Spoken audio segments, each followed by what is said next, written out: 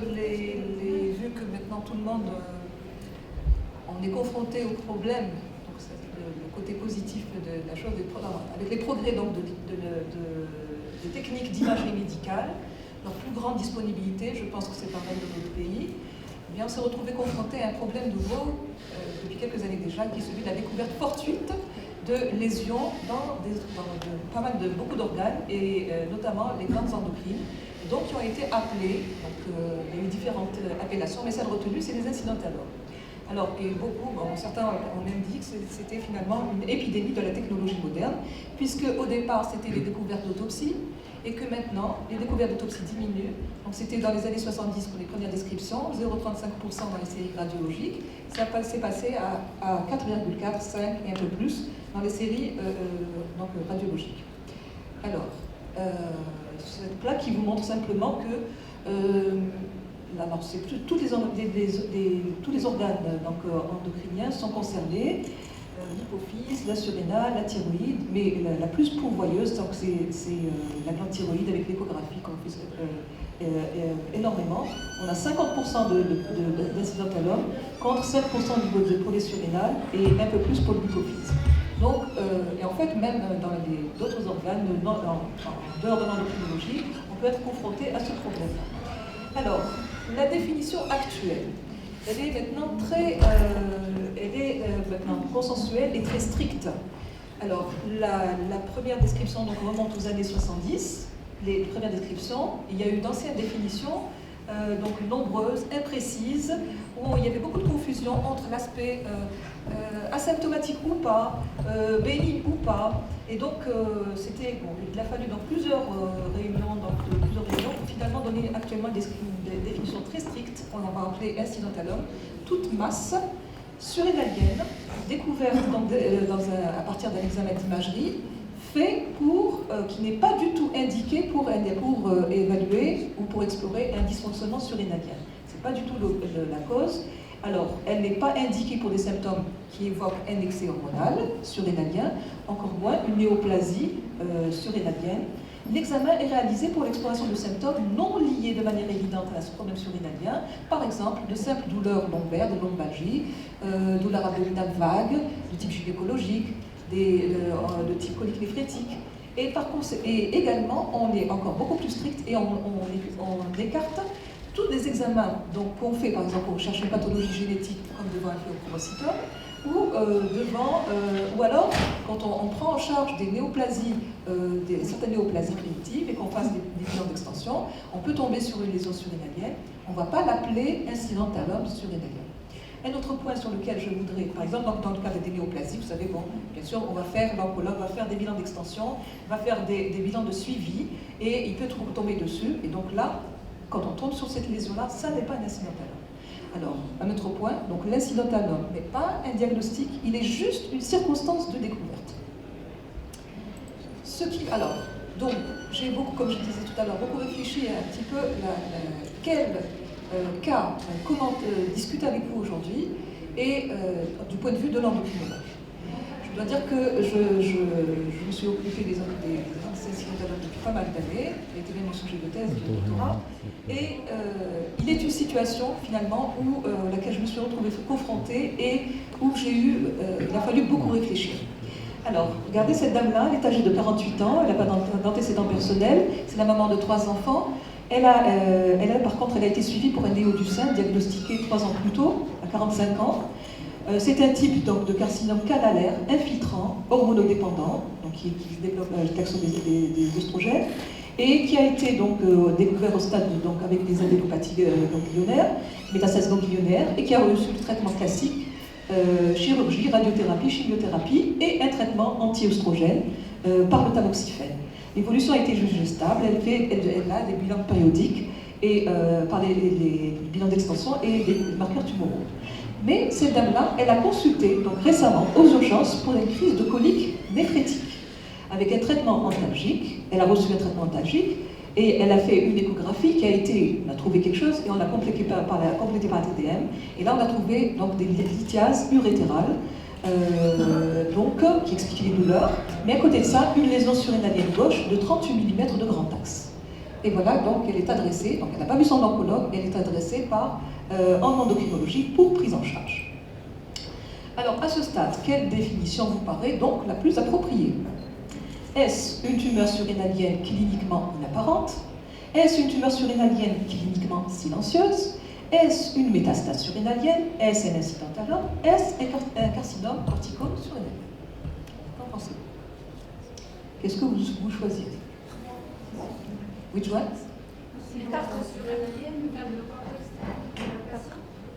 Alors, directement, vous allez penser à ce stade-là, à ce stade. Ça n'a pas été découvert lors d'un bilan d'extension. Ça a été Voilà. découvert lors de... on a fait un scanner pour une douleur abdominale, donc ça n'a rien à Crise de colique néphrétique. Voilà, pour une colique néphrétique. Donc on appellerait ça un incident à l'ombre surrénalien. Effectivement.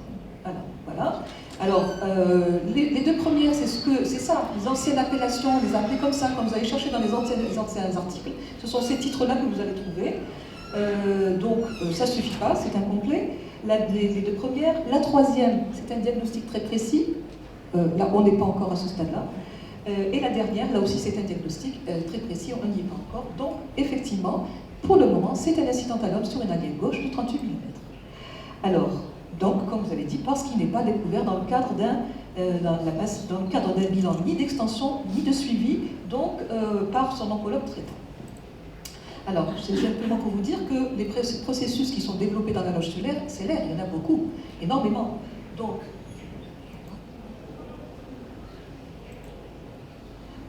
il y en a beaucoup. Donc, il est dans la loge. Donc, il y a la glande surrénale. Ça peut se développer aussi bien à partir de la surrénale, c'est deux couches, une couche glandulaire, une couche une origine glandulaire. Il y a donc les processus d'origine glandulaire, des processus d'origine extraglandulaire, avec donc ensuite là-dedans vous avez la couche corticale, de vont se développer les adénomes, les corticosurrénalomes, la couche médulaire, les phéochromocytomes et les tumeurs neuroendocrines, et les origines extraglandulaires, c'est du tissu non sécrétant, donc graisseux, mésenchymateux, vasculaire, neurologique. Tout ça, ça peut être le siège d'une prolifération et vous donner donc tout ça, ça peut être découvert comme ça fortuitement et elle sera appelée incidentalium surrénalien. Donc vous devinez l'éventail d'étiologies que ça peut, auxquelles vous devez discuter.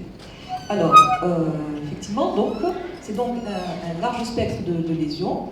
Dans la prévalence respective, elle n'est pas bien connue, parce qu'elle va être variable suivant la série, le service, l'origine, qui prend en charge ces processus. Donc si on voit les séries cliniques, alors ce sera ces incidentalomes, une fois opérés, une fois exploré tout ça, ce sera essentiellement des adénomes, essentiellement non fonctionnels. Ensuite, vous pouvez avoir aussi des carcinomes de métastase. Ou bien si vous regardez les services de l'origine chirurgicale, c'est un peu moins d'adénomes, c'est biaisé bien sûr, parce que là on en voit se faire opérer avec une suspicion, un peu plus de carcinomes et un peu plus de métastases, mais beaucoup d'autres choses. Alors, sur le plan maintenant des radiologues, c'est eux qui sont responsables. Ils ont amélioré leur technique d'imagerie et ils nous ont donc on s'est retrouvés confrontés avec ce type de pathologie. Alors, donc, la prévalence, comme je vous l'ai dit, elle a beaucoup augmenté. Donc, il n'y a pas de différence entre le sexe et la race. Ça augmente, mais c'est très fréquemment, ça augmente avec l'âge. Beaucoup plus, 10% après 70 ans, et fréquemment associé avec le diabète et l'hypertension, et pratiquement, mais exceptionnel chez l'enfant et l'adolescent. Alors, et dedans, notre problème, à chaque fois, on revient à notre point, la prévalence des incidentalomes malins est biaisée, là aussi surestimée, en fonction des premières publications. Donc ça pouvait aller jusqu'à 12%. Ça a été un petit peu revu à la baisse dans les séries récentes. Mais quand ce sont les oncologues qui donnent leur prévalence, ça peut aller jusqu'à 50 à 70% de cette lésion surrénalienne qu'ils vont trouver. Dans 50 à 70%, c'est une métastase.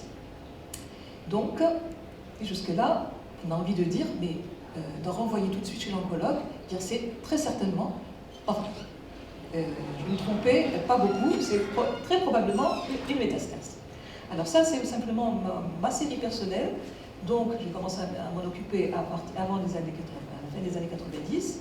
Et donc, nous aussi, le nombre a augmenté avec les années. Et on s'est rendu compte que ça devenait la circonstance diagnostique la plus fréquente par rapport à les tumeurs qu'on avait l'habitude d'hospitaliser à partir d'un syndrome endocrinien. On se retrouvait à explorer, faire un bilan hormonal et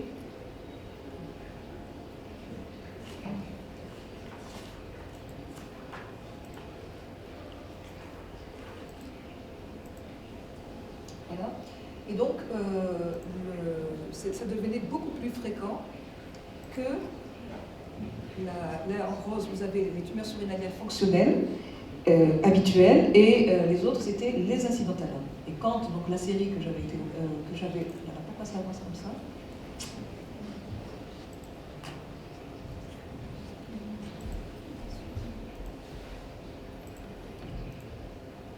À l'époque, donc ce travail avait pour objectif de chercher dans toutes les étiologies et de voir la meilleure stratégie à adopter. Donc là, on voit que on a beaucoup plus de corticosurrénalomes, de tumeurs d'origine corticosurrénalienne que de médulosurrénalienne, mais un tas d'autres étiologies. Alors, maintenant, quelle est la problématique de ce processus? Quelle est la problématique? Alors, il y a une problématique générale des incidentalomes et il y a une problématique, elle est double. Il s'agit, une fois qu'on est confronté à une incidentalome, elle est d'ordre diagnostique et thérapeutique. Donc vous devinez qu'on va se demander, c'est une tumeur glandulaire, non glandulaire, bénigne ou maligne, elle sécrète pas. Et de l'autre côté, notre hantise, c'est de passer à côté d'une tumeur maligne, parce que le corticosurrénalome d'une tumeur maligne primitive, le corticosurrénalome malin, il est rare, il est invasif souvent, le pronostic est mauvais, et on a peu de ressources thérapeutiques. On a peur aussi de passer à côté d'une tumeur donc sécrétante qu'on n'aura pas diagnostiquée et qui peut mettre en jeu le pronostic vital, surtout si c'est un phéochromocytome, ou alors autre chose qui peut aussi être responsable de complications chroniques. L'autre volet, c'est comment prendre en charge. Donc il y a le volet diagnostique et le volet thérapeutique. Qu'est-ce que je vais en faire? J'opère, je n'opère pas. Je surveille, qui je surveille? Comment je surveille? Et donc quelles lésions surveiller et quelles lésions opérer, quelles lésions surveiller et comment surveiller. Alors pour ce cas précis, j'ai beaucoup réfléchi avec toutes ces années d'ancienneté de prise en charge de l'incidentalome et je vous ai dit, c'est ce cas qui finalement m'aura posé cette situation avec ces personnes avec un antécédent de néoplasie qui m'aura posé en tant qu'endocrinologue le plus de difficultés. Pourquoi? Alors, pourtant, il y a eu énormément de guidelines depuis 2002 à maintenant, donc de l'Institut de santé publique américain, les Français, les Anglais, les Américains, les Polonais, les Italiens, les Coréens récemment, la dernière en 2017, tous ont essayé de donner des guidelines pour nous aider à les prendre en charge. Mais il n'y en a aucun finalement ça ne repose pas vraiment sur des preuves de haute qualité, et donc on est encore, parfois on ne sait pas quoi faire. Alors, la problématique dans ce cas particulier, dont vous vous doutez bien, c'est qu'on a une obligation d'établir un lien avec la néoplasie primaire.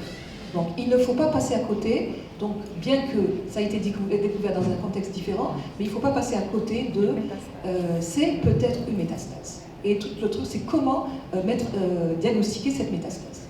Et de l'autre côté, comme ça, j'ai comme arrière-pensée de peut-être je vais pouvoir améliorer le pronostic de cette néoplasie. Ou en tout cas, j'ai comme devoir de ne pas l'aggraver. Donc il y a une grosse responsabilité pour nous, endocrinologues. De l'autre côté, si j'arrive à dire que elle n'est pas métastatique, peut-être que ce processus est peut-être sécrétant et qui va engendrer des effets délétères qui vont être susceptibles d'altérer la qualité de vie de cette dame qui a déjà une grosse pathologie pour laquelle elle a subi beaucoup de traitements assez lourds et donc qui va se retrouver dans un état de santé pas toujours très bon, et il ne faut pas lui rajouter encore d'autres effets délétères. Donc on a vraiment une grosse responsabilité. Alors, pour votre culture générale, c'était la mienne aussi, quelques données sur le cancer du sein. Alors le cancer du sein, partout, et chez nous aussi, c'est le premier cancer de la femme. Et nous, on a actuellement, dans les derniers chiffres, 12 000 nouveaux cas par an, avec une tendance à l'amélioration du pronostic, avec le dépistage beaucoup plus précoce, comme un petit peu, c'est une tendance au dépistage. Et donc, par le dépistage, un diagnostic plus précoce, et donc une amélioration de la survie et du pronostic. Alors, il faut savoir que les types histologiques du nez ou du sein sont nombreux, mais que le plus fréquent, c'est le carcinome canalaire, qu'il y a beaucoup ensuite de sous-types, et que les sites métastatiques sont très nombreux, comme vous pouvez le voir sur cette plaque à côté. L'os, le foie, il y en a plusieurs là. Et donc, alors la glande surrénale, où est-ce qu'elle est? Et le sein, c'est le 4e site de localisation métastatique. Donc quand on est devant un néoprimitif, c'est le 4e c'est le 4e site. Donc ces néoprimitifs vont métastasier à la surrénale, d'abord au poumon, le gastrique il donne ensuite un peu moins fréquemment, l'œsophage, le sein c'est 2,9% et les autres sont encore plus rares, digestif, mélanome, lymphome. Alors, mais en général, ces métastases surrénaliennes du cancer du sein, elles sont de type carcinome infiltrant lobulaire. Alors tout à l'heure, j'avais dit le plus fréquent, c'est le canalaire.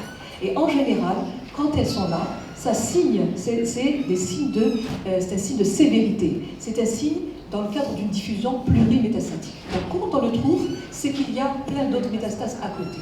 Or celle-là, c'est une localisation unique. Est-ce que ça me suffit pour exclure que, à cause de ça, ça n'est pas une métastase, c'est autre chose qu'une métastase? Est-ce que je peux être certain parce que je n'ai pas d'autres? Eh bien, c'est pas évident, parce que dans la littérature récente, a rapporté quelques cas de métastases isolées, solitaires, dans le cadre d'un carcinome, non pas lobulaire, mais canalaire, avec même des délais de 2 jusqu'à 5 ans après le néo-primitif. Donc ça ressemble à nos patients. Alors, il n'y a même pas une dizaine de cas de ces observations. Ces dames sont d'âge différents, car de 38 jusqu'à 64. La taille, on a de petites à 2,8 jusqu'à 6, et elles sont asymptomatiques, ou bien une vague symptomatologie est asymptomatique. Donc ça rejoint le cas de notre patient. Donc c'est tout à fait possible d'avoir un néoprimitif, et une métastase, une vraie métastase qui va apparaître beaucoup plus tard et être découverte donc, comme ça de manière fortuite. Alors, donc, notre première responsabilité, c'est donc dire cette masse-là est-elle bénigne, est-elle maligne? Alors comment dans votre pratique quotidienne vous allez appréhender la nature bénigne ou maligne de cet incident? Est-ce que vous allez analyser les examens d'imagerie qu'on vous rapporte? Est-ce que vous allez au contraire focaliser sur les données cliniques? Est-ce que vous allez faire un bilan, ou alors sur un bilan hormonal? Ou bien vous allez réaliser une biopsie sur une ADN d'emblée? Ou bien vous allez vous faire aider d'examens isotopiques? Alors là encore, dans un premier temps, comment vous avancez un petit peu dans votre cheminement diagnostique? On va voir les données des examens d'imagerie. Vous êtes d'accord que par les données d'imagerie, on peut avoir des renseignements? Oui. Oui. D'accord. Donc c'est justement les radiologues, à partir du moment où ils se sont retrouvés confrontés à ce problème-là, ils ont justement essayé, d'affiner et de multiplier les examens radiologiques pour justement trouver la manière de dire, c'est comme pour l'échographie thyroïdienne, les classifications de taille grasse, etc. Est-ce que c'est bénin? Est-ce que c'est mal? Ok. Et donc ils nous ont même, donc on a même eu à notre disposition des examens de très peu invasifs jusqu'à très invasif. Voilà, alors, voilà donc les radiologues qui nous proposent des explorations à mettre en route, donc du moins invasif au plus invasif. Alors, le scanner, on n'a pas d'échographie ici, le scanner, mais le scanner sans injection de produit de contraste. Dans un deuxième temps, le scanner avec injection. Dans un troisième temps, l'IRM. Et puis, plus sophistiqué, les examens isotopiques couplés à l'imagerie, donc couplés au scanner. Voilà, c'est dans cet ordre-là qu'il faut les demander et on va avoir des renseignements. Alors, le consensus actuel, donc, bien sûr, c'est de mettre en route, donc de bien analyser cette TDM. Et alors, cette TDM, c'est le gold standard, à condition qu'elle soit bien faite, avec une coupe très fine, de moins de 3 mm, et par un radiologue qui aime bien l'imagerie abdominale et surrénalienne en particulier, et qui va nous, alors cette imagerie va nous donner beaucoup d'informations d'ordre qualitatif, mais aussi d'ordre quantitatif. Alors qualitatif, elle va bien sûr nous dire, nous donner donc le siège, les contours, la texture, homogène, hétérogène, le rehaussement il est homogène, hétérogène, et quantitatif, il va nous donner la taille très précisément, et alors quelque chose de très important, il va nous donner une densité tumorale spontanée comme ça, qui va être très importante. Alors, le scanner, c'est très important parce que dans un premier temps, il va permettre de différencier donc cette lésion, cet incidentalum, il va nous la différencier entre est-ce que c'est quelque chose qui a une caractéristique spécifique, tel qu'un lipome, un myélolipome, un kyste, un hématome, ça c'est pas du tissulaire. Rappelez-vous la première plaque, d'autres ça ne se développe pas à partir du tissu glandulaire. Ou bien est-ce que c'est une lésion qui est sans caractéristique spécifique, et là, je veux savoir, est-ce que cette lésion que j'ai en face de moi, elle est bénigne, est-ce qu'elle est de nature adénomateuse, et là je rassure et la malade et l'oncologue et moi-même, ou est-ce qu'elle est non adénomateuse, et ça peut être d'autres étiologies, et parmi elles, l'étiologie maligne. Alors, on a montré que le risque de malignité est corrélé, donc il est proportionnel à la taille, donc plus la tumeur est grosse, et plus le risque de malignité est plus important. Il est de 1/4, pratiquement une tumeur sur 4 de plus de 6 cm. Maintenant, c'est beaucoup moins, de plus de 5 et d'autres 4 et maligne. Alors, maintenant, le plus important qui a été mis en évidence, c'est, donc quand je dis scanner sans injection, c'est la définition donc, de l'évaluation de la densité tumorale spontanée. Elle reflète quoi? Elle reflète le tissu graisseux. Le tissu graisseux, la glande surrénale est très riche en tissu graisseux. Et donc, s'il y a beaucoup de graisse, c'est qu'il y a forcément de la surrénale et forcément quelque chose de différencié et donc de bénin. S'il y en a peu, ou c'est pas ça, ou c'est quelque chose de pas différencié. Alors, eh bien, on a trouvé, donc il y a eu beaucoup de travaux, des seuils qui ont été donnés, donc ça s'exprime en unité Hounsfield. Eh bien, on a trouvé qu'une lésion qui a moins de 10, c'est un diagnostic d'adénome avec une sensibilité, elle n'est pas de 100%, mais elle est de 70%. C'est-à-dire qu'il va me rester 10% de lésions, donc 70%, je peux dire que c'est un adénome. Mais il me restera 30%, je ne suis pas sûre que ça n'est pas un adénome, par cette densité qui est à moins de 10. Alors, quand je monte un petit peu, entre 10 et 30, je trouve mes 30% d'adénome, mais ceux-là, ils seront dits pauvres en graisse. C'est pour ça que leur densité n'est pas très basse. Alors, donc plus il y a de la graisse et plus la densité est basse. D'ailleurs, le lipome, le myélolipome, il a une densité négative, à moins 30, moins 50, moins 100. C'est des nombres négatifs. Quand on se rapproche du 0, du 2, jusqu'à 10, on a encore beaucoup de tissus graisseux. Au-delà, c'est autre chose. Donc, on va trouver nos 30% d'adénome pauvres en graisse et on va trouver autre chose, des lésions dites indéterminées. Et plus que 30, on se dit, bon, c'est ou un FEO, donc le FEO qui est tissu vascularisé, etc., qui ne contient pas beaucoup de graisse, lui, il a une densité spontanée très élevée. Alors, donc c'est là, avec cette densité comme ça, c'est ou un FEO ou bien une tumeur maligne. Voilà, alors voilà l'analyse de comment on a fait ça. Donc c'est alors parfois on passe au deuxième type deuxième étape d'exploration avec la TDM. Tout à l'heure on était sans injection de produit de contraste, juste avec la taille et une densité spontanée. Maintenant on va avoir comment se comporte cette masse-là quand on lui injecte un produit de contraste. Est-ce qu'elle est capable de l'absorber et de la rejeter? C'est ce qu'on appelle, donc on regarde la cinétique du produit de contraste pour voir donc le rehaussement et le relargage, ce qu'on appelle la technique de washout absolu et relatif. Alors les radiologues, c'est toujours les radiologues qui travaillent dessus. Une tumeur bénigne, donc un adénome, on rejette très vite, et on connaît les chiffres, et par contre, elle rejette beaucoup et très vite. La tumeur non adénomateuse ne rejette pas beaucoup et elle va tarder. Alors, donc, nos radiologues nous ont donné des calculs, des formules de calcul, pour calculer le washout absolu ou le washout relatif. Alors, c'est quoi? C'est une densité spontanée, c'est la 0. Ensuite, après, quand on injecte, on regarde à 1 minute si ça prend beaucoup le contraste. Et si ça a pris beaucoup, qu'est-ce qu'il est devenu à 15 minutes? Est-ce qu'il l'a rejeté très vite ou pas?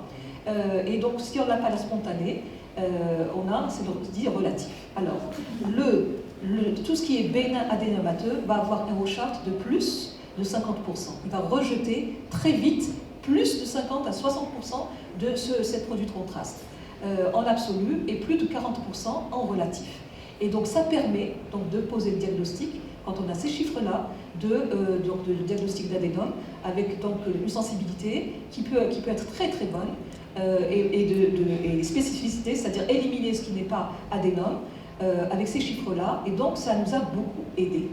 Donc, surtout pour l'examen qui dit adénome pauvre en lipides. Donc, si la densité de base ne m'a pas aidé, je demande, ou bien le radiologue l'a fait lui-même, je continue à lire et je trouve ces chiffres-là, je fais le calcul, ou il m'a fait le calcul, et finalement, je serai capable, moi, endocrinologue, de dire finalement cette lésion, c'était l'adénome, donc c'est bénin. Chez cette dame qui a un antécédent de néo, elle a des dents, elle a le droit, donc, mais il est pauvre en lipides tout simplement, mais ça n'empêche pas qu'il va se comporter comme les autres adénomes. Alors, les gens qui ont beaucoup travaillé sur l'imagerie de base et avec injection de produits de contraste, ils ont même essayé, donc ils ont même réussi à mettre en évidence des phénotypes radiologiques.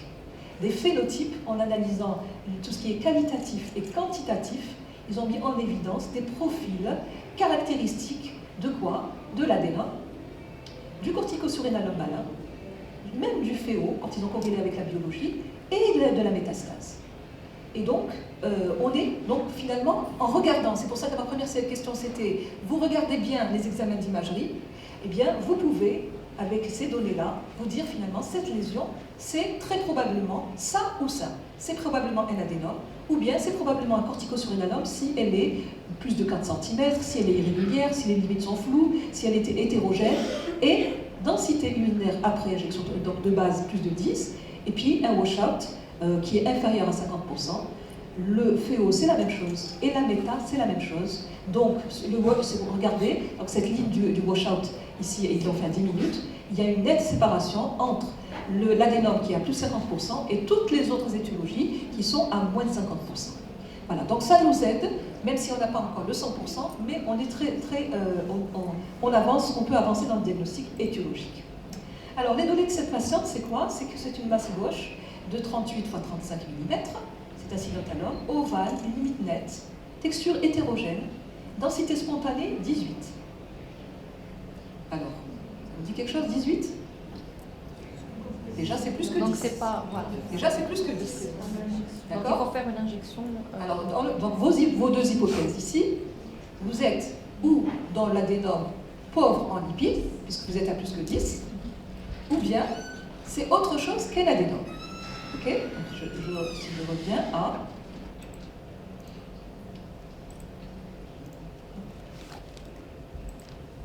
Ici, regardez. Alors, moins que 10, avec 70%, 71%, c'est un adénome. Entre 10 et 30, un adénome pauvre en lipides ou autre, et plus, je ne suis pas plus que 30, donc le féo, la tumeur maligne, ça se discute encore. Ok? Donc, elle a 18 spontanés, et comme vous le dites, donc je reste entre deux étiologies, donc entre deux diagnostics, ou une étiologie bénigne, pas typique, un peu atypique, ou autre chose qu'une étiologie bénigne. Donc, comme vous avez dit, j'ai besoin d'analyser un peu plus. Et donc, alors la conclusion ici, c'est que c'est une masse sans caractéristiques spécifiques, c'est pas un lipome, c'est pas un kyste, c'est pas une hématome, qu'elle est entre 2 et 4, elle est intermédiaire, elle va quand même avoir un risque de malignité d'à peu près 6%, et que la densité, donc, elle reste donc indéterminée entre l'adénome pauvre en graisse et autre chose. D'où j'ai besoin de compléter par la TDM. D'accord? Et faire la TDM avec injection de produits de contraste. Alors, si on a de la chance, la malade va vous ramener un seul scanner où tout ça, ça aurait été fait. Mais parfois, il y a un scanner qui a été fait pour une autre raison. Oui. Donc, c'est pas évident que le radiologue ait fait tout ça. L'essentiel qu'ils disent, cette douleur qui l'a amené à faire ce scanner, à quoi elle était liée.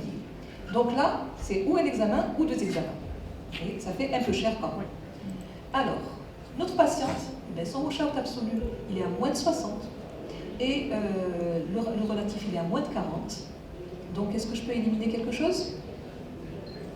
Elle n'est pas au-dessus de 60 et elle n'est pas au-dessus de 40. J'élimine quelque chose? Donc, j'élimine. On élimine tout ce qui est. L'adénome, pauvre en graisse. D'accord? J'élimine l'adénome, parce que l'adénome, il doit éliminer au moins 60%. L'adénome, c'est de la graisse. Il ne garde pas, il est très peu vascularisé, il ne garde pas le produit de contraste. L'adénome ne garde pas beaucoup le produit de contraste, il est peu vascularisé. Donc ce washout va être très élevé, plus de 60%. Le relatif, plus de 40%. Là, les chiffres sont inférieurs. Donc, ça vous permet d'éliminer, donc on avance, on n'est pas devant un incidentalome, un adénome, donc quelque chose de bénin, atypique, pauvre en graisse. Qu'est-ce qui nous reste? Les autres étiologies. Donc ce processus, c'est peut-être une autre étiologie, et je n'ai pas encore abandonné le malade. L'étiologie de la tasse, la métal, corticol, le féo, autre chose, ou autre chose de non glandulaire, je suis peut-être dans cette catégorie-là. Est-ce que oui. Ça va, vous suivez, ou ça vous paraît un peu trop complexe? Parce que bon, moi j'ai tellement d'habitude, mais quelqu'un de pas habitué, c'est pas évident. Donc, alors ici, donc il y a un problème de diagnostic différentiel entre l'adénome pauvre en graisse et, pour moi, la métastase. Je veux savoir, cette patiente, est-ce qu'elle a une métastase, oui ou non? Voilà. Alors, et en plus, si c'est une métastase, elle est unique. Et donc, il faudra reprendre cette dame qui était tranquille, qui était rassurée par son myome du sein depuis 3 ans. Tout d'un coup, on va lui dire quelque chose. On a une lourde responsabilité. Donc, là, maintenant, comment avancer? Donc, step by step, sur le plan radiologique, on vous dit qu'après le scanner, sans injection de produit de contraste, avec une injection de produit de contraste, certains proposent l'IRM surrénalienne, si elle n'a pas été faite d'emblée. Alors, ici, c'était juste pour vous montrer, regardez, là où il y a les flèches, vous avez donc c'est un processus ici, avec les chiffres qui ont été calculés, et ici, alors si vous regardez, si vous les comparez, vous voyez qu'il n'y a pas une grosse différence. Et pourtant, le premier, c'est un adénome pauvre en graisse. Alors regardez, voilà ce processus, il est là. La densité, on la compare par rapport au foie, c'est hypodense par rapport au foie, et on regarde si ça prend, si ça va garder le contraste ou pas. Ça ne garde pas le contraste ici, et donc je peux dire, et ça, c'est un adénome. Par contre, ici, quand vous regardez sur ces coupes-là, vous voyez que le produit de contraste ne s'est pas éliminé. Celle-là, comme celle-là, c'est pratiquement pareil. Et donc, mais quand on regarde la première plaque, c'est pratiquement pareil. Et ça, c'est une métastase, et ça, c'est un adénome. C'est pour vous dire que finalement, c'est pas facile du tout de faire le diagnostic différentiel entre l'adénome et la métastase. Alors, voilà, il y a eu des guidelines, par exemple, et nous, donc voilà, c'est une masse, donc ça c'est le scanner sans produit de contraste. On est ici, dans ce cas de figure, et là, donc on va arriver à l'IRM surrénalienne, donc voilà, ici. Alors ça dépend.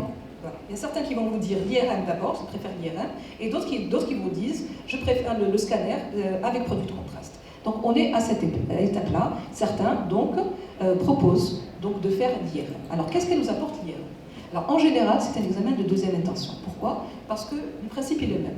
Il va essayer d'identifier le tissu graisseux. Le tissu, donc l'IRM, ça se donne en signal, hein, ça s'exprime en signal. On nous donne le signal d'une lésion. La TDM, c'est la densité d'une lésion. C'est le signal d'une lésion par rapport au foie, la rate et le muscle. Et si on a une lésion alors, qui est riche en graisse, eh bien, là aussi, ce signal va tomber très vite. Mais si c'est très pauvre en graisse ou c'est autre chose, le signal va rester ou va au contraire augmenter. Donc c'est le même principe. Et donc beaucoup de gens ont dit l'IRM n'apporte pas beaucoup plus qu'un scanner, et peut-être même ça peut être un peu plus coûteux, ça dépend même de la disponibilité, etc. Alors, l'IRM a ses indications, c'est justement l'enfant, l'adolescent, la femme enceinte, et ceux qui ont une allergie au produit de contraste ou une insuffisance rénale.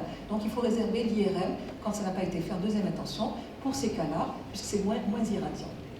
Voilà, alors si on a une perte de signal de 16%, c'est très probablement un incidentalome bénin et donc un adénome. Alors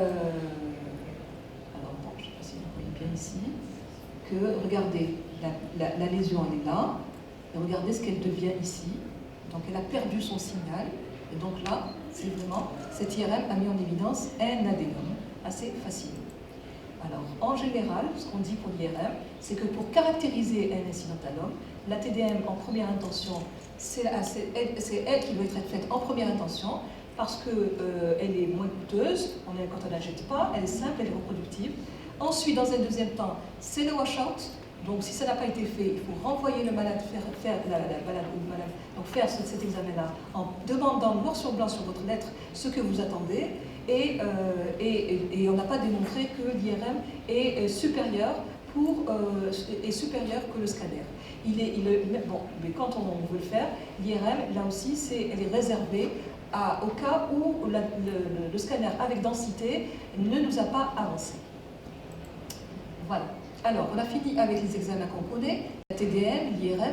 Maintenant, on va, donc c'est à la mode, vous avez dû en entendre parler dans plein de pathologies. C'est un examen couplé, fonctionnel, un peu isotopique et radiologique.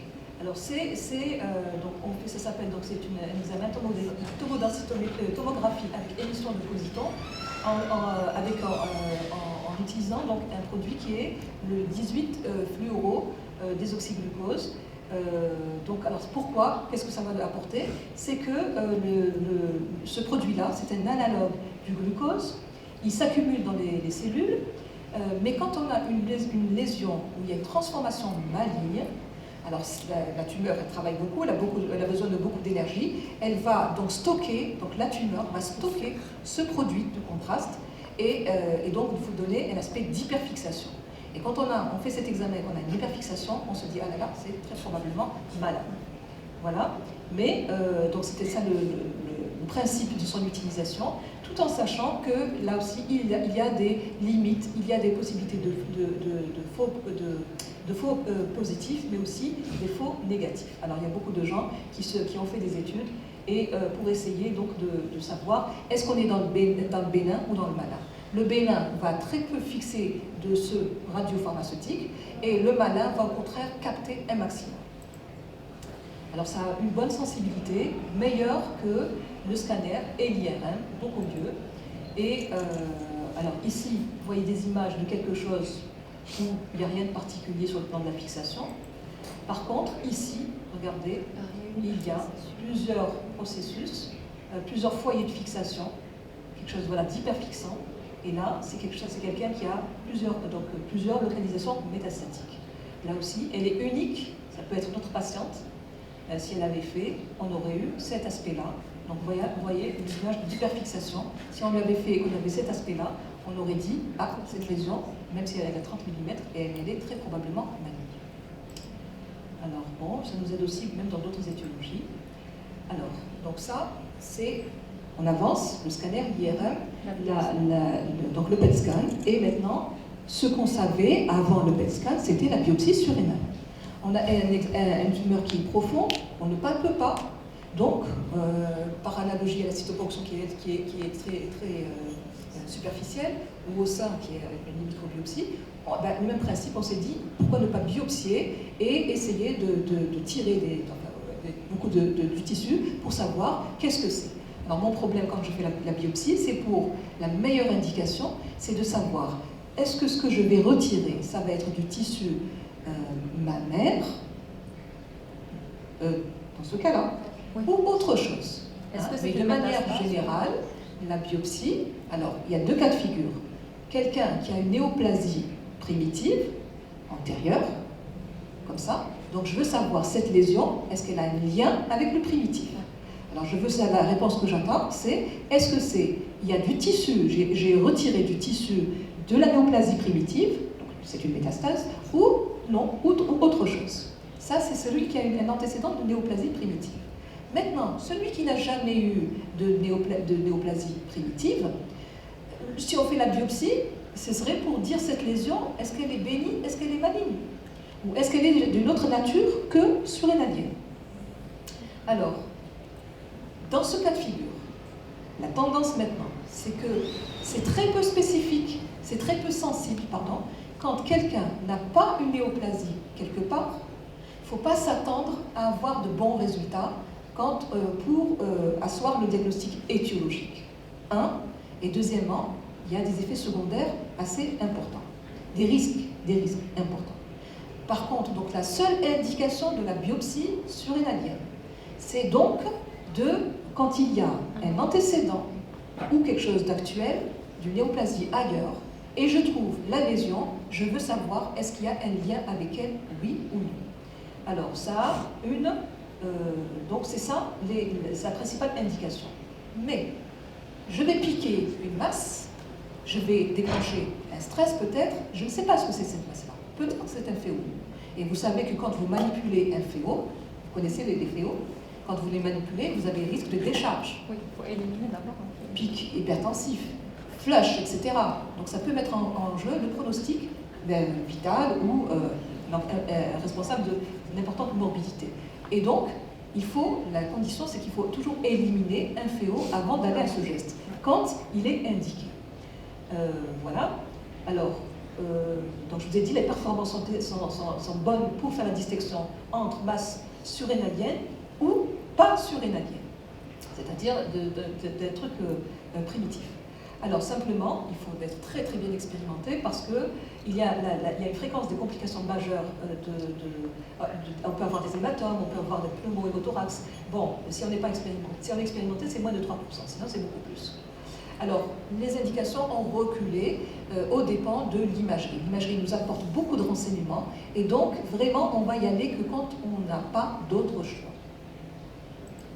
Donc recommandé uniquement en présence d'un antécédent de néoplasie, tel que c'est le cas chez notre patiente. Alors on revient à notre patiente. Notre patiente qui avait donc un scanner qui était complet, qui avait toutes les données chiffrées. L'IRM, elle n'a pas pu la faire. Et le PET scan, chez nous, il n'est pas disponible. On n'a qu'un seul centre privé qui le fait, qui coûte l'équivalent de 1 000 € minimum, et ce n'était pas du tout dans ses moyens, donc ça n'a pas été fait. Donc, on reste avec notre problème c'est une dame qui a un antécédent de néo du sein, avec une lésion de moins de 4 cm, et qui est isolée. Cette lésion, elle est isolée, et elle reste toujours indéterminée. Je n'ai pas beaucoup avancé finalement avec mon imagerie, puisqu'elle n'a pas pu me dire, la piste de l'adénome atypique, je n'ai pas retenu. Alors, est-ce que je vais faire une biopsie surrénalienne? Donc, est-ce que vous auriez fait une biopsie surrénalienne dans ce cas-là? Après avoir éliminé un féo, oui. Vous allez éliminer un féo. Voilà, très bien. Alors, donc, vous allez l'éliminer par un examen clinique, et voilà, donc l'endocrino. Alors, tout ça, c'est quand le malade est là devant vous et que vous avez les clichés devant vous et que vous réfléchissez très vite et vous allez dire, parce que bon, elle a un antécédent de néoplasie, est-ce que je ne peux pas faire ça, ces examens, je ne peux pas les faire, il me reste la biopsie. Est-ce que je vais lui demander de les faire? Est-ce qu'il y a un bénéfice à le faire ou il n'y a pas de bénéfice? Est-ce qu'il y a un risque ou il n'y a pas de risque? Il y a toujours la balance bénéfice-risque. Voilà. Alors, donc voilà, il y a aussi notre deadline et on en est là. Donc on en est à cette étape-là où, c'est ce que j'avais dit tout à l'heure, les différents examens, et on arrive à indiquer la biopsie.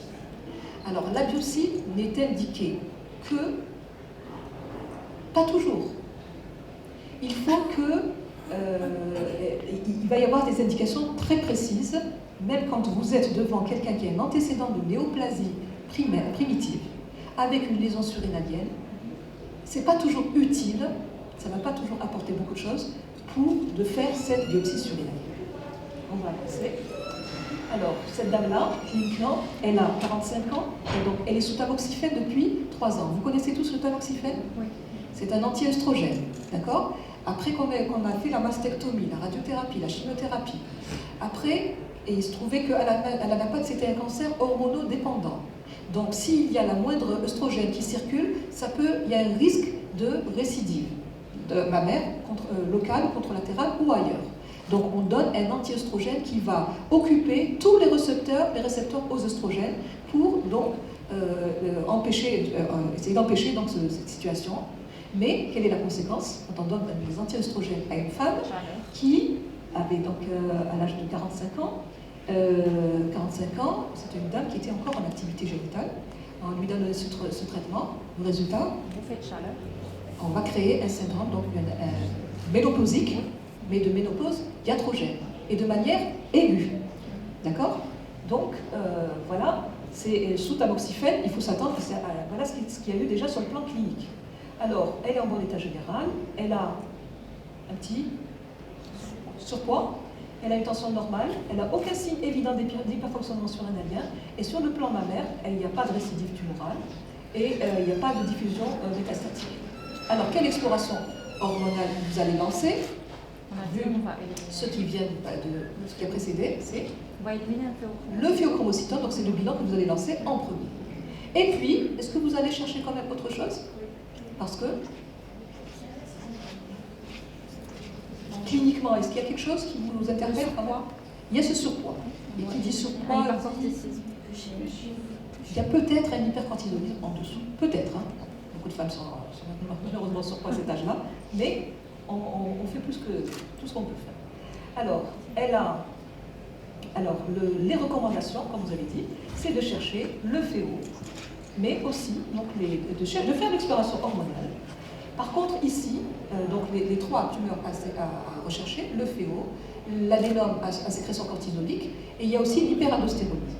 D'accord? Mais le consensus, c'est qu'on ne va pas lancer l'exploration si on n'a pas une HTA associée à cet incidental. Donc, chez cette patiente, vous allez lancer uniquement ces deux axes-là. Alors, mais nous, on a une particularité, c'est qu'on a une dame qui a un antécédent de néoplasie thyroïdienne, néoplasie mammaire primaire. Alors, eh bien, très récemment, donc il y a eu une étude qui a été publiée, donc c'est une étude coréenne, ou chinoise, pardon, où donc on a colligé, on est parti de 156 cas donc, de patients qui ont eu des cancers. Après, bon, ils en ont retiré pour l'étude 131. Et donc, avec ces séries, 131 cancers avec lésions surrénaliennes. Alors, quand ils ont fait toute l'exploration, eh bien, ils ont trouvé qu'il y avait 9,2% de ces lésions surrénaliennes n'étaient pas du tout métastatiques. C'était une association fortuite. Cette dame-là qui a eu un cancer avant, eh bien, elle avait le droit aussi de refaire par la suite un autre processus sécrétant. Là, donc, donc le plus c'était phéochromocytome. Cela dans cette série, il y avait même un hyperaldostéronisme primaire, et même il y avait donc un hypercortisolisme infraclinique, ce qu'on appelle le Cushing infraclinique. C'est pour dire que oui, il faut le faire. Alors d'autres patientes, elle est peut-être parmi ces 9%. Voilà. Alors il faut savoir que le potentiel sécrétoire, plus le processus est gros, et plus elle a de chances de sécréter. C'est proportionnel à la taille. Et regardez elle est là, donc notre masse qui est entre 3 et 4, on a trouvé donc un potentiel sécrétoire quand même assez, c'est pas mal. Alors maintenant, est-ce que vous savez qu'est-ce qui est recommandé maintenant pour faire le diagnostic d'un phéochromocytome qui a été révélé, qui a l'aspect d'un incidentalome? C'est pas l'HTA paroxystique, le flush syndrome et tout ça qui vous a fait trouver la masse. C'est quelque chose de fortuit. Et ce quelque chose de fortuit peut être un phéochromocytome. Alors, qu'est-ce qui est dit? Est-ce que ça a une particularité, ce phéochromocytome qu'on détecte comme ça? Alors, il n'est pas rare, il est entre 1,5 jusqu'à 11%. Il a, radiologiquement, là on n'est pas très aidé, l'imagerie ne permet pas, il ne faut pas lui faire dire trop de choses. C'est vrai qu'il y a des gens qui ont pu trouver un phénotype particulier, mais ce n'est pas toujours le cas. C'est très évocateur que quand on a de grosses lésions de plus de 7 cm, là on a un phénotype, le même phénotype de phéochromocytome. Mais en dessous, ce n'est pas quelque chose d'évocateur. Et sur le plan clinique, on a beaucoup de phéos normotendus, comme le cas de cette patiente. Et avec une triade de Ménard vraiment inconstante, on a à peine 10%, donc 90%, 9 femmes sur 10 ne vont rien sentir. Mais le phéo doit toujours être dépisté parce que un jour, elle peut être, parce qu'il est associé à un excès de mortalité, notamment péropératoire, elle peut être opérée pour autre chose un jour, et il y a une instabilité hémodynamique et ça peut mettre en jeu le pronostic vital. Donc c'est pour ça qu'il faut le détecter. Alors, comment le détecter? C'est par le dosage D. Alors ça produit quoi? De l'adrénaline et de la noradrénaline. Ça, c'est deux choses très difficiles à doser parce que ça disparaît très vite, c'est éphémère dans le sang. Donc on va doser leur métabolites ou sanguin ou urinaire en collectant des urines de 24 heures. D'accord? Alors, en cas d'incidental, c'est plutôt bien parce qu'on n'a pas la triade, on ne peut pas très bien. tomber sur le... Voilà. Donc on ne sait pas à quel moment ça peut se faire, très bien. Et justement, c'est ça la différence entre le FEO typique et le FEO atypique découvert par le biais des récits internes.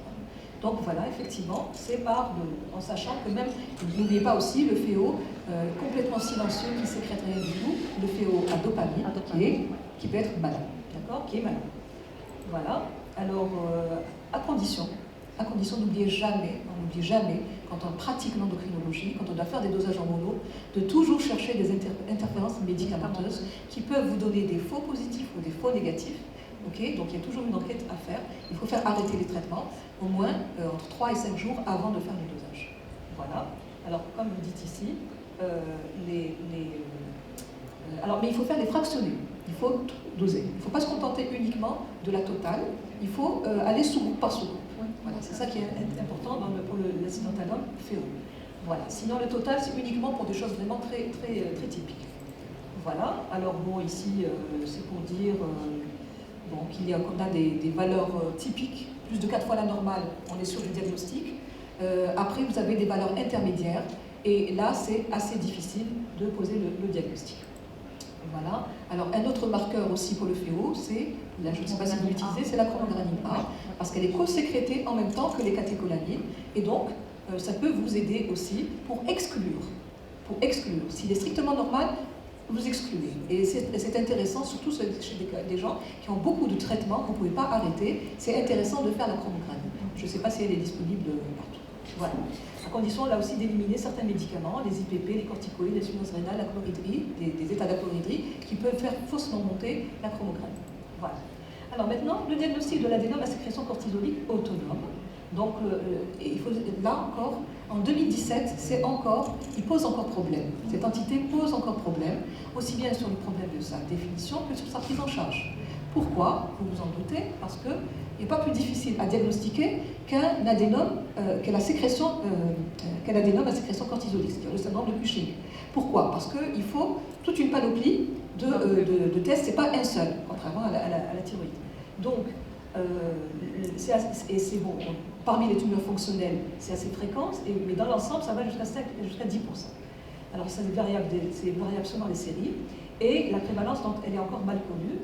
Pourquoi? Parce qu'en fait, on ne sait pas quels critères diagnostiques, avec quels critères diagnostiques on va les définir. On a l'habitude de dire un hypercortisolisme non freinable au freinage faible avec les taux d'ACTH, bon, ça dépend, l'étiologie primaire, secondaire, en centrale ou périphérique, mais c'est assez difficile. Mais quand on dit hypercortisolisme non freinable, qu'est-ce que ça veut dire non freinable? Il veut dire qu'il y a un seuil. Et ce seuil-là, on le sait pour les gens qui ont un tableau typique. Mais pour les gens qui n'ont pas un tableau typique, est-ce qu'on peut garder le même seuil? Donc ça se discute. Alors pourquoi il faut le dépister lui aussi? Parce qu'il y a un surrisque de morbimortalité, parce qu'on l'a souvent trouvé associé à un syndrome justement plurimétabolique. Oui. Surpoids, obésité, diabète, dyslipidémie, ostéoporose. Donc tout ça, c'est pour ça que cette dame-là, si par hasard elle avait ça, peut-être qu'elle aura rendez-vous avec ça. En plus de tout ce qu'elle a, de tout ce qui va lui arriver en réponse à sa carence œstrogénique. N'oubliez pas. D'accord? Alors, voilà. Alors, regardez, c'était ce que disait le guideline de 2008 pour faire le diagnostic de la sécrétion cortisolique autonome. Mise en évidence un hypercortisolisme, voilà, donc la rupture du cycle, le flux, le salivaire, les tests de freinage pour le dépistage minute et les dosages ACTH. Donc, alors la question c'est, est-ce que c'est valable pour les tumeurs à faible activité sécrétoire? Alors, c'est très difficile, je disais, à doser parce qu'il y a beaucoup de choses qui vont intervenir. Ça va être très difficile à diagnostiquer dans des choses comme ça, sécrétion à peine, quoi. Alors, c'est pour ça que beaucoup de groupes ont dit qu'il faut hiérarchiser l'exploration en 2 étapes. Il faut d'abord dépister par des examens simples, ambulatoires, sensibles, mais qui vont être plus spécifiques, c'est-à-dire que vous allez avoir d'autres choses que le vrai adénome, et des étapes de confirmation en milieu qui vont se faire en milieu hospitalier. Alors, voilà, pour le freinage minute, il faut savoir qu'il est sensible, il va me trouver beaucoup d'hypercortisolisme autonome, mais beaucoup trop, mais peut-être qu'ils ne seront pas tous vrais. Alors, donc là, il faut se poser un certain nombre de questions. cette dame-là, enfin ce patient-là, donc il y a des situations d'interférence. Il faut être sûr que la dexaméthasone est bien absorbée. Alors on ne sait toujours pas l'horaire, la dose à donner, même les seuils diagnostiques, je disais, c'est matière à débat. Alors, il y a un article, je ne sais pas si vous l'avez vu, très intéressant, qui vient de sortir donc très récemment en 2017, c'est les pièges diagnostiques dans l'exploration de l'incidentalome surrénalien, et donc qui dit, oui, chaque étape, chaque dosage qu'on va faire, il vous dit qu'on peut se tromper, à chaque étape. On peut se tromper, on peut avoir des donc un test faussement positif, on peut avoir un test faussement négatif, on peut avoir des erreurs en dosant le cortisol. Alors regardez, un test faussement négatif ici, et en regardant bien, je trouve tamoxifène. Ça va poser des problèmes. Oui. Donc c'est un test, ici, test faussement négatif. Faussement négatif, c'est-à-dire qu'elle n'a pas freiné. Elle n'a pas freiné comme un cuchillo. Alors, il y a aussi des tests qui influencent la cortisolémie. Il y a des tests qui vont influencer le cortisol urinaire. Il y a des interférences, hein, des situations, des médicaments. Ceux qui interfèrent donc avec le salivaire, avec l'ACTH également. Et donc il y a beaucoup de... Donc, il faut faire une enquête policière pour savoir est-ce que je vais pouvoir poser le diagnostic convenablement ou pas. Alors des gens qui ont quand même travaillé dessus, il y a eu une méta-analyse donc, de 12 études qui ont montré... Il est quelle heure? Parce que moi quand je commence à ça, je n'arrête pas. Il me reste combien de temps? On a 45 minutes. C'était 45 minutes, ça? Il reste? Alors, donc ici, donc, on va avoir 3 profils sécrétoires qui ont été individualisés à l'occasion du méta-analyse sur 12 études, 7 transversales et 5 cohortes. Et là, c'est quand on voit ça, en fait, c'est le guideline de la Société européenne d'endocrinologie, paru en 2016, qui recommande donc qui conseille de classer les chiffres en 3 groupes. Celui, si après le freinage minute, le cortisol est tombé à moins de 50, je l'exclus, ce n'est pas un adénome à sécrétion cortisolique autonome. S'il est supérieur à 138 ou à 50 nanogrammes par ml, elle est très probablement autonome. Et il y a maintenant par contre, on a trouvé des intermédiaires et on a dit que c'est une possible sécrétion autonome, possible. Alors quand on trouve ça, ils disent qu'il faut tout de suite voir est-ce qu'il y a des comorbidités à côté de ça, oui ou non. Alors je reviens à ma patiente. Après son bilan, le FeO a été éliminé et regardez le freinage minute, il me trouve un cortisol à 120. Donc inférieur, il est supérieur il est à 120. Alors vous la mettez dans quel groupe?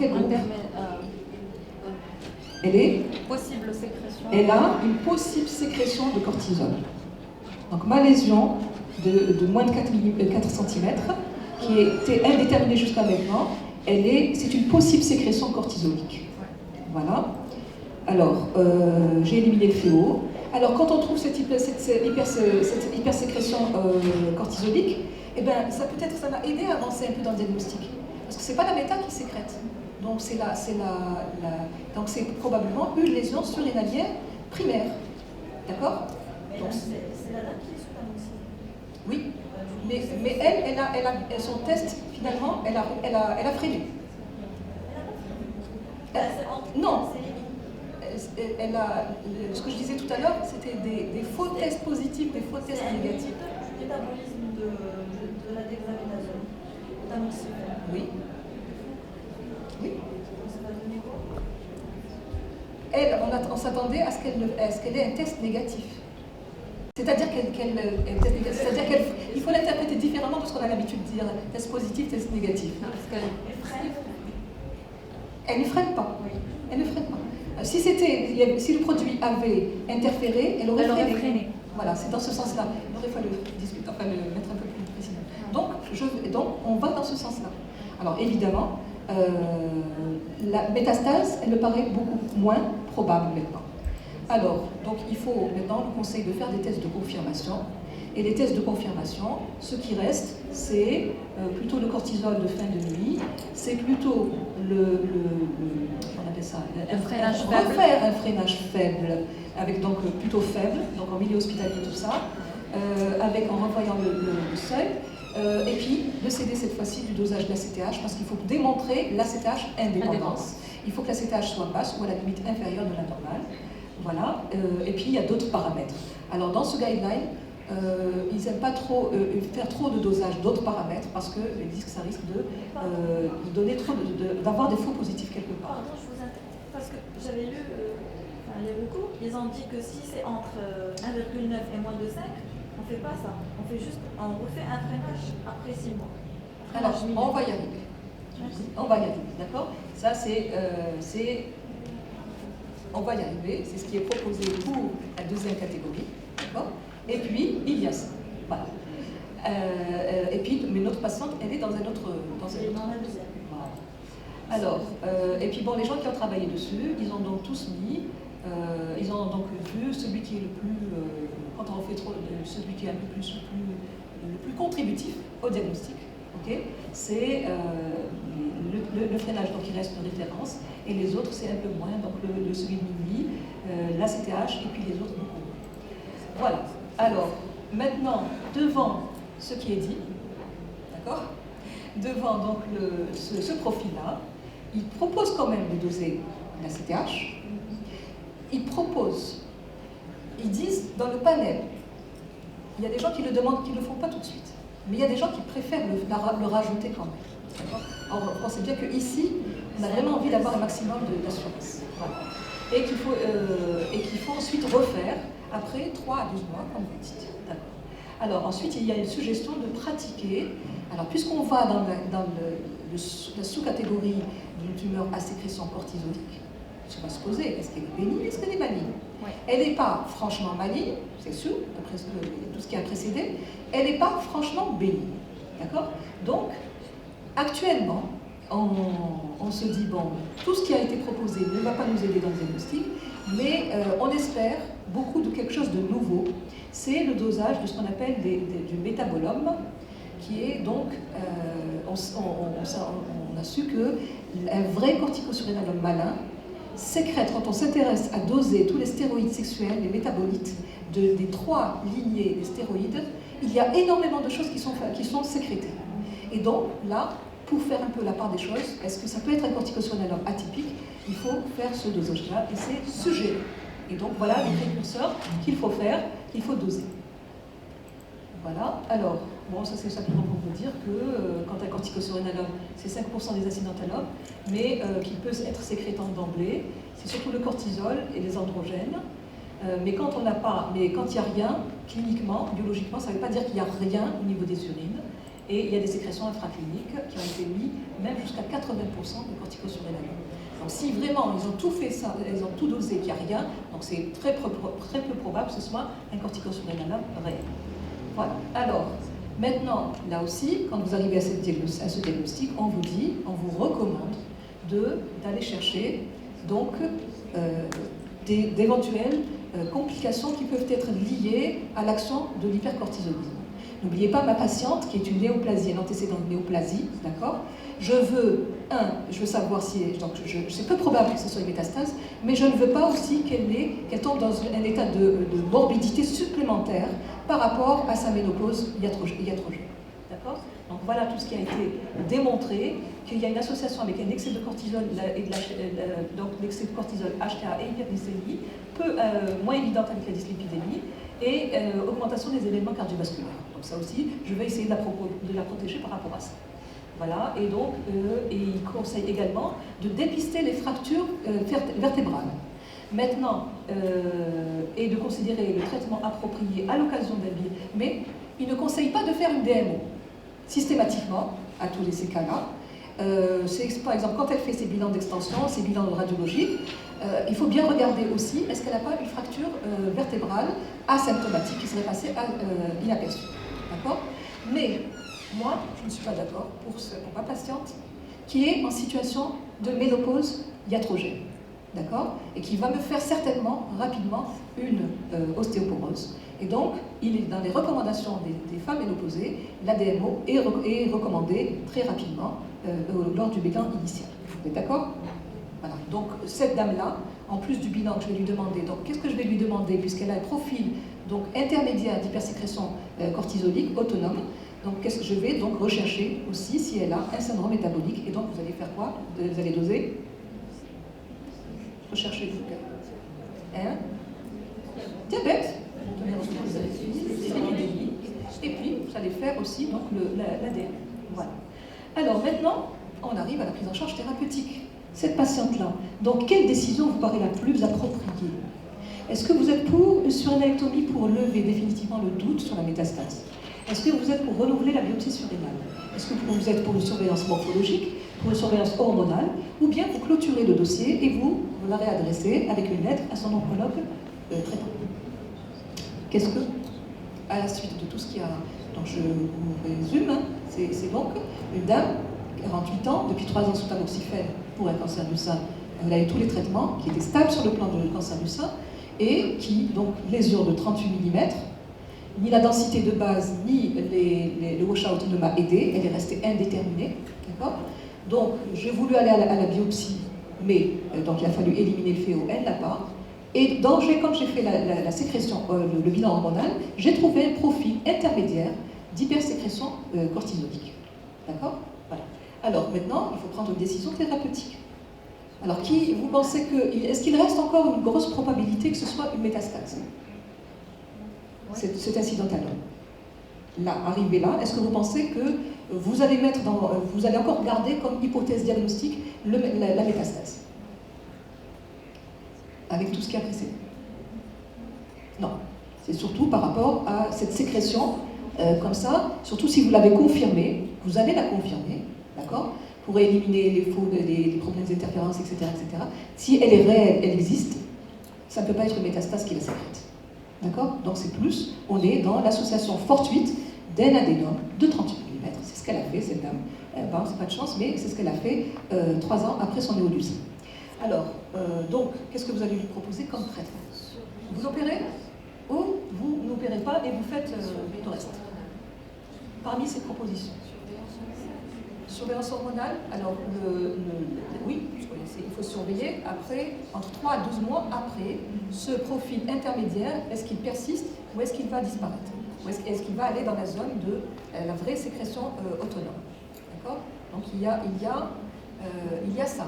Mais après ça, quand on arrive à ça, si on confirme, on s'arrête là quand même? C'est-à-dire, est-ce qu'il y a un bénéfice à opérer ou ne pas opérer cette dame-là? Et quand est-ce que je vais le faire? C'est difficile, hein? Oui ou non? Vous avez envie de dire, bon, c'est rien du tout, je la renvoie, c'est le plus important, c'est... Sécrétion, il faut opérer. Non. Si, il y a sécrétion, il faut opérer à cause de... Les complications. Des complications, donc excès de mortalité surajoutée, d'accord, voilà, pour sa qualité de vie, c'est important, d'accord? Alors, si ce n'est pas le cas, alors sinon, si vous décidez de ne pas l'opérer, alors est-ce que vous allez faire d'autres choses? Alors, on va voir. Si on n'opère pas, c'est qu'il faut, donc, pour opérer, il faut qu'on ait des preuves convaincantes qu'il y a un bénéfice à opérer. Donc, il faut qu'il y ait des études, qui aient fait des études de suivi, et qui comparent deux groupes, groupe opéré et groupe non opéré, sur le plan des complications de ces éventuels effets délétères. Et il faut qu'il me donne la preuve qu'il y a intérêt, que quand en opérant, je vais, voilà, les bénéfices, et tout ça, ça va rentrer dans l'autre. D'accord? Si je n'ai pas de preuve, je peux alors, voilà, donc sur l'électomie, regardez dans ce groupe-là, quand on vous dit, regardez, considérez la chirurgie, oui ou non, non ou rarement. Donc on n'est pas trop avancé. Réévaluer, même pour la réévaluation, oui ou non. Alors franchement, on n'est pas très avancé. Alors, ici, c'est quelqu'un d'autre qui s'est occupé, donc s'est intéressé également à ce profil-là, toujours, hypercortisolisme, donc infraclinique intermédiaire. Et là aussi, donc on en est là. Oui, il y a. Que faire? Alors là aussi, on vous donne les deux éventualités. Ou la chirurgie, ou le suivi. Alors, qui va être opéré? Pour pour qui il conseille d'opérer. Ici, vous pouvez voir. Oui, l'âge moins de 50 ans. Alors, âge moins de 50 ans. Et pas en bon état. En bon état. La santé à côté. Donc, il faut tenir compte de sa santé générale et tenir compte aussi de ce que veut le patient. Voilà. Le choix du patient, la préférence du patient. D'accord? Alors, pour le suivi, par contre, donc il faut, et c'est là où on fait une réévaluation de la sécrétion de cortisol, donc réévaluer ses implications en sachant comment évolue l'obésité, l'hypertension, la dyslipidémie. Et ça va être fait à peu près une fois par an pendant 4 ans, de 2 ans jusqu'à 4 ans. Alors, quand on dit réévaluer, c'est-à-dire, est-ce que cette obésité a tendance à s'aggraver? Est-ce que, je termine de plat, est-ce qu'elle a tendance à s'aggraver? Est-ce que cette HTA qui était bien contrôlée, elle va s'aggraver? Est-ce que ce diabète qui était bien contrôlé va s'aggraver? Ça doit ça doit réveiller pour aller, ça doit m'alerter pour ne pas continuer à surveiller, mais opérer. Voilà, alors voilà pour la chirurgie, on vous dit que vous pouvez décider d'opérer, c'est une approche individuelle, mais à condition, il y a des facteurs de décision qui rentrent en compte, l'âge, le degré d'hypercortisolisme, l'état de santé, les comorbidités et le choix de la patiente. Et là, donc, pour la situation qui est là, possibilité d'une sécrétion cortisolique qui est comme nous, 0 comorbidité, je n'opère pas, au moins une comorbidité et sujet jeune, j'opère. Ok? Elle a moins de 50 ans et elle a au moins une comorbidité, donc on me conseille d'opérer. Alors, par contre, il n'y a pas de preuve de haut grade que tout ça, ça va s'améliorer après la chirurgie, et donc il y a des gens qui sont contre. Voilà. Alors, maintenant, pour ce cas qui nous intéresse, là, pour résumer, la conduite à tenir devant un antécédent incidental avec antécédent néoplasique. Alors, c'est comme pour les autres, donc il faut tenir compte surtout de l'espérance de vie. Alors, les incidentalomes pour le diagnostic étiologique, avant 40 ans, c'est fortement suspect d'être métastatique, mais après, c'est plutôt adénomateux. Il faut toujours exclure le FEO, surtout que parfois il peut avoir le même phénotype qu'une métastase, et il risque de se compliquer. L'image complémentaire, elle se décide, c'est une approche individuelle. Actuellement, dans les pays qui peuvent, tout de suite après, l'imagerie habituelle, c'est le PET scan. Ce n'est pas la biopsie, c'est le PET scan avec la sensibilité de 82%. Que quand ça apparaît, si c'est un incidental bénin, on arrête là. Mais sinon, il faut, quand ça reste indéterminé, vous avez les 3 options. Donc par rapport à ma question, c'est renouveler la TDM ou opérer ou la biopsie surrénalienne. C'est les 3 options qui se discutent. Voilà. Alors l'intérêt de je vous ai dit ici, l'intérêt de la biopsie, c'est que on va la faire. Alors il faut distinguer ceux qui ont une néoplasie mammaire qui est plurimétastatique. Même si elle est plurimétastatique, qu'est-ce que ça va apporter à la malade de savoir qu'elle a encore une autre métastase? Rien.